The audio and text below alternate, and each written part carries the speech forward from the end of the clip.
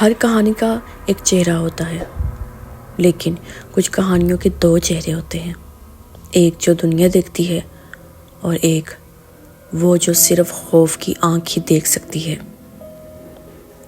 پچھلی قسط میں عالیہ نے پہلی بار اس ہستی کو دیکھا جسے انسان جن ذاتی کہتے ہیں، لیکن آج پردہ اٹھنے والا ہے اس راز سے جس نے عالیہ کی تقدیر انسانوں سے نکال کر جنوں کی دنیا میں ڈال دی۔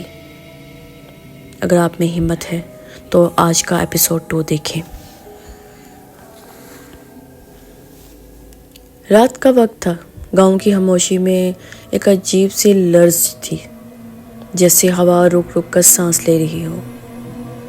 عالیہ سارا دن بے چین رہی تھی، لیکن شام ہوتے ہی دل میں خوفناک سا کھچاؤ محسوس ہونے لگا، بالکل ویسا ہی جیسا رات کو جن ذاتی کے آنے سے پہلے ہوتا تھا۔ نانو زلیخا نے شام کے وقت اس سے بات کرنے کی کوشش کی، مگر عالیہ کے ذہن میں ہزاروں سوال تھے۔ نانو، میرے خون میں کون سا نشان ہے؟ جن ذاتی مجھے کیوں چاہتی